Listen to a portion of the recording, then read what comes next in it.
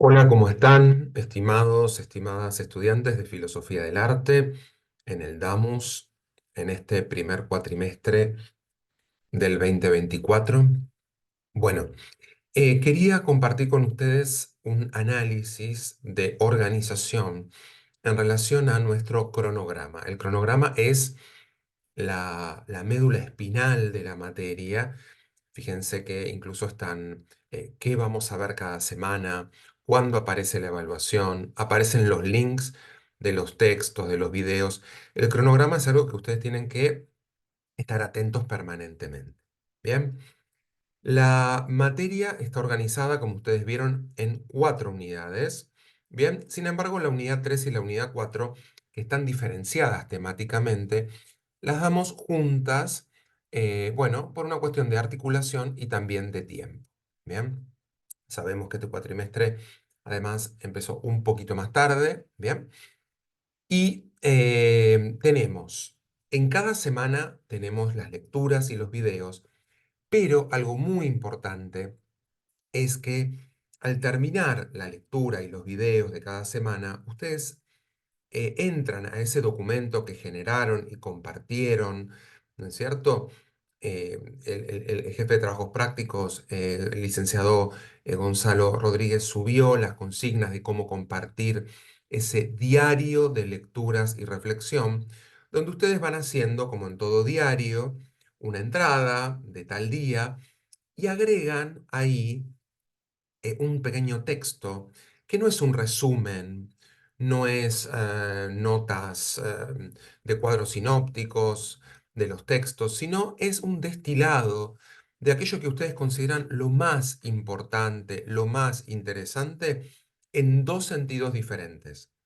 Primero, lo más interesante o lo más importante que dicen los textos o los videos, ¿no? En este caso de la semana uno que estamos viendo en pantalla, aquello que apareció en los videos de Mentira la Verdad o en ese fragmento corto pero bien potente de Gilles Deleuze y Félix Guattari de qué es la filosofía.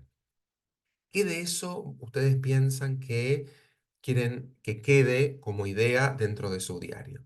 Pero después de poner aquello que los autores dicen, hay una segunda parte en cada entrada del diario que queremos que ustedes incorporen alguna reflexión de cómo resuena aquello que vieron o aquello que leyeron en sus propias reflexiones, ¿no? Esto que leí acá me hace pensar tal cosa. Bueno, ¿qué es lo que te hace pensar? En términos de reflexión, en términos de duda, en términos de inquietud, en términos de repregunta. ¿Bien? Bueno. Todas las clases tienen esta misma estructura. La lectura, en este caso de un texto entero de Marta Satonyi, una gran filósofa del arte, bueno, nacida en Hungría, pero que desarrolló toda su carrera acá en Buenos Aires y en la Universidad de La Plata también. Bien, y luego toman sus notas en el diario de lectura y reflexión. Pero al terminar cada unidad, y esto es muy importante porque nosotros ya estamos terminando la unidad número uno, viene un foro de seguimiento de la unidad. Bien, ese foro de seguimiento de la unidad, de la unidad número uno, ya está habilitado. Paralelamente aparecen los temas de la unidad número 2, ¿bien? Donde ya es otra dimensión, ya no la dimensión antropológico-ontológica del arte, sino la dimensión poética, es en la unidad número 2. ¿Bien? O sea, el problema de la creación. ¿Qué es la creación artística? ¿Por qué creamos? ¿Cómo creamos? ¿De acuerdo? ¿Qué teorías hay en torno a cómo se da la creación?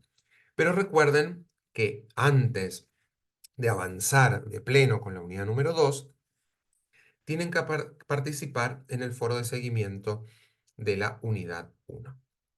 En el foro de seguimiento de la unidad 1 preparamos 3 tópicos grandes, 3 grandes temas, donde les pedimos, les sugerimos que vuelvan a ver algunos videos, revean algunos textos y después elijan uno de esos 3 tópicos y los respondan, los desarrollen. Como es un foro de seguimiento público, donde ustedes se leen mutuamente, donde La idea no es repetir lo que dicen los textos, que se supone que ya lo tienen que saber, ¿bien? Sino es una propuesta en donde ustedes tienen que ir a mirar el mundo del arte, el mundo de la cultura, y encontrar ejemplos de obras, de eventos, de situaciones que se pongan en diálogo con lo que nosotros queremos. Por ejemplo, hay una primera pregunta en el foro, que lo tienen en el lugar que corresponde, donde nos preguntamos por la mirada filosófica en torno al arte y cómo esto se opone no tanto a la crítica y al caos del cual el arte y la filosofía beben permanentemente, sino más bien a la ortodoxa, al dogma, a la opinión preestablecida. Para eso tienen que leer con mucha atención el texto de Deleuze y Guattari, ver los videos de Stan River y pensar el lugar de la libertad, de la creación y del caos en el campo del arte, pero también los peligros de que alguna manifestación o institución o tradición en el campo del arte, aunque podría ser también en la filosofía y la ciencia, se vuelvan dogmáticos, cristalizados, se petrifiquen, ¿no? Porque ahí estarían tomando lo que Deleuze llama las características de su propio enemigo, ¿no es cierto? Bueno, por ejemplo, después les preguntamos, otra opción es trabajar sobre el tema de los binomios en el texto de Marta Satoñi, binomios que ella propone que no caigamos en un análisis de blanco-negro, de centro-periferia, de trovador juglar, bien, de caos y cosmos, de instituido e instituyente. No caigamos en esos binomios de uno u otro, porque en realidad se comprende, sostiene ella, con más profundidad el fenómeno del arte cuando podemos superar y ver las tensiones entre los polos, pero no en términos de blanco-negro. Muy bien. En Cassirer aparece algo muy importante, es una crítica a la vieja noción de hombre como animal racional, por supuesto que somos animales racionales, pero no solo eso, ¿no? Hay una dimensión de lo profundamente humano que es simbólico y sin embargo no es racional. Bueno, lean con atención, tal vez a alguno le interese rescatar esa última propuesta. Recuerden que tienen que elegir una de tres, no tienen que elegir las tres y compartir. Y también se aprecia enormemente que comenten y participen en los posteos de les compañeros.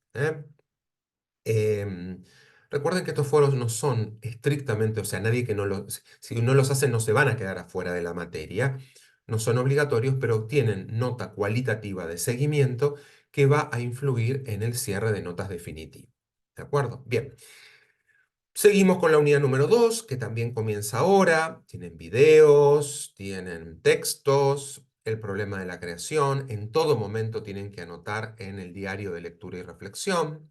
Siguen avanzando los temas y cuando terminemos, ¿sí? En 2, 3 semanas más, 3 semanas más la lectura de la segunda unidad, vamos a tener otro foro de seguimiento, donde también va a haber 3 o 4 tópicos. Ustedes eligen uno de ellos, lo profundizan y lo comparten. Bien, cuando terminemos la unidad número 2, va a haber una evaluación parcial, pero va a ser una evaluación parcial estructurada. ¿Qué quiere decir que sea estructurada? Que es muy probable que tengan que responder verdadero, falso, tengan que elegir la respuesta correcta o bien. Va a ser una evaluación que va a demandar que ustedes hayan leído los textos y comprendido, pero va a ser una evaluación em, muy concreta y bastante ágil de hacer. ¿De acuerdo? En esta ocasión, a diferencia de los foros y a diferencia de la evaluación parcial número 2, no se van a tener que poner a escribir, sí a pensar y haber leído previamente. La unidad número 3 retoma la idea de que el arte es un territorio donde hay tensiones, la dimensión agónica del arte, el agón es la lucha, ¿bien? Puede ser la lucha entendida en términos bélicos, a la lucha entendida como la tensión de un cuerpo que danza o de un sonido u otro dentro de un sistema musical, ¿no es cierto? Es bueno, de los colores, de las palabras. El arte se lleva a cabo en un campo de tensiones. Y en ese campo de tensiones vamos a trabajar la figura de Friedrich Nietzsche y de su gran eh, adversario, disculpen, en la historia del pensamiento filosófico, que es Platón, ¿no? Platón versus Nietzsche, y después preguntarnos si realmente son tan opuestos o más bien esto se trata de una construcción de la historiografía hegemónica. Bien, Nietzsche en una semana, Platón otra semana, y esa pregunta acerca de si realmente son tan archienemigos en una obra de teatro de una fabulosa autora argentina, Malena Lasala, que es el último capítulo de su libro Sócrates y el arte de la fuga, ¿no? En donde en esa obra de teatro se encuentran imaginariamente eh, Platón, disculpen, Sócrates, ¿no? Pero recuerden que el gran interlocutor, el gran vocero del pensamiento de Platón en sus obras es Sócrates, se encuentra Sócrates con Nietzsche, ¿no es cierto? Y Sócrates y Nietzsche ahí comienzan a pasarse enormes facturas de la historia del pensamiento y dentro de una obra de teatro, ustedes ahí tienen que ver qué es lo que sucede y sobre todo les sugiero ver qué es lo que sucede con el silencio inicial de los dos personajes, la esterilidad inicial de los dos personajes, ¿no?